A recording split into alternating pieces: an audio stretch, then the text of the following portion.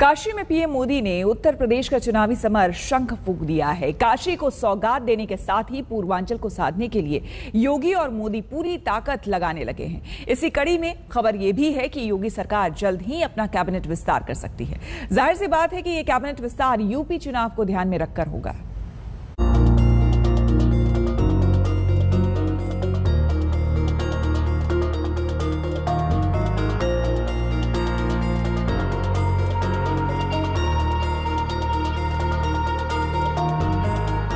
संसदीय क्षेत्र वाराणसी में पीएम मोदी ने सौगातों की झड़ी लगा दी।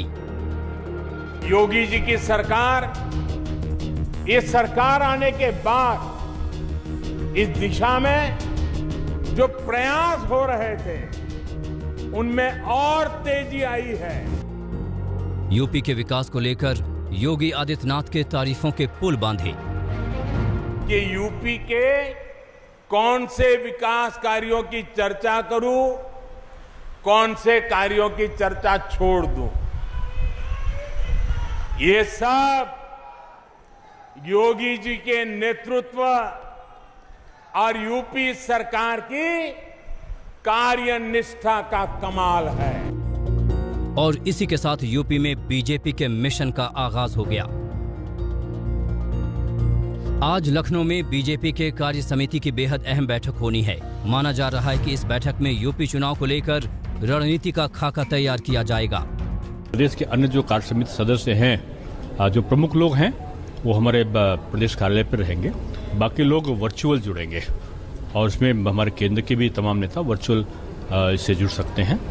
और जाहिर सी बात है, बीजेपी का संगठन का भी मुद्दा विकास होता है।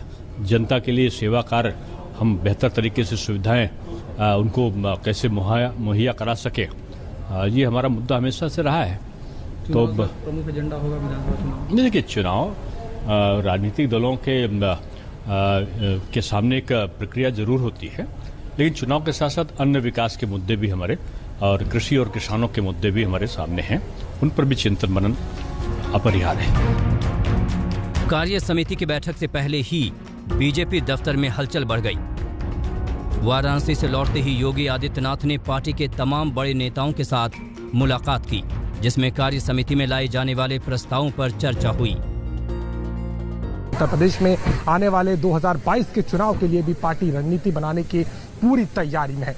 खासतौर पर प्रदेश कार्य समिति की बैठक में सरकार और संगठन के बीच के समन्वय के साथ कामों को जनता तक पहुंचाना, इसके साथ ही साथ किसानों को लेकर के भी प्रस्ताव हो सकता है। और इसके साथ ही कोरोना के मद्देनजर सरकार के काम जिस तरीके से हो रहे हैं उसमें और प्रभावीपन से किस तरीके से काम हो, उस पर भी बात हो सकती है।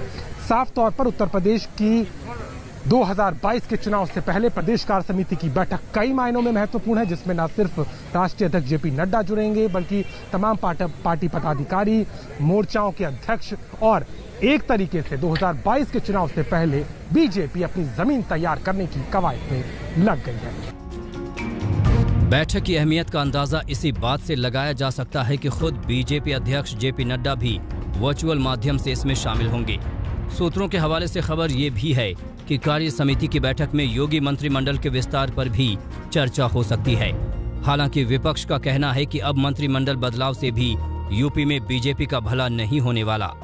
और आज उत्तर प्रदेश में एक ऐसी सरकार चल रही है जिसमें मुख्यमंत्री स्वयं हर मंत्रियों के विभागों की समीक्षा करते हैं, उसकी योजना बनवाने का काम करते हैं। बहुत अच्छा कामकाज चल रहा है। मुख्यमंत्री जी को जब आवश्यकता महसूस होगी, मुख्यमंत्री का ये विशेषाधिकार है कि वो मंत्रिमंडल का विस्तार करें, और जब भी मुख्यमंत्री चाहेंगे तो मंत्रिमंडल का विस्तार करेंगे। उत्तर प्रदेश की सरकार एक मायावी सरकार है। मुद्दों से जनता का ध्यान हटाने के लिए कुछ भी कर सकती है। मंत्रिमंडल विस्तार का एक प्रपंच भी इन्होंने इसीलिए रचा है, एक काम किया नहीं, असंख्य तिथियां दे दी, गड्ढे भर नहीं पाए, रोजगार दे नहीं पाए, कोरोना काल की दुर्व्यवस्था हम सब ने दे दी है, ऑक्सीजन की कमी, ना बेड बढ़ पाए, ना वेंटिलेटर मिले, भ्रष्टाचार का बोलबाला है जो कि हमने पीपी किट्स, वेंटिलेटर्स और मेडिकल सप्लाईज में भी देखा। तो मुद्दे हैं जिन पर योगी आदित्यनाथ को जवाब देना है। ठोक तंत्र और केवल धमकाने से काम नहीं चलेगा। कार्य समिति की बैठक में बीजेपी के सभी पदाधिकारी और सभी मोर्चे के प्रदेश अध्यक्ष शामिल होंगे। बीजेपी की कोशिश है कि पार्टी की रणनीति तय कर जल्द चुनाव अभियान को तेज किया जाए। इसके साथ ही अगर मंत्रिमंडल विस्तार पर भी मुहर लगती है तो चुनाव को देखते हुए कुछ और नए नाम योगी सरकार में शामिल हो सकते हैं। 7 जुलाई को हुए मोदी कैबिनेट विस्तार की तरफ से भी उत्तर प्रदेश को खासी तवज्जो मिली थी। तब मोदी मंत्रिमंडल में 7 नए चेहरों को जगह दी गई थी और इस सहारे सूबे के सियासी समीकरण को साधने की कोशिश की गई थी। माना जा रहा है कि योगी भी चुनाव से पहले कुछ ऐसा ही दांव चल सकते हैं ताकि यूपी में बीजेपी की जीत की राह और आसान हो सके। लखनऊ से अभिषेक मिश्रा के साथ आज तक ब्यूरो। हम रुकेंगे एक छोटे से ब्रेक के लिए, बने रहे हमारे साथ, देखते रहिए आज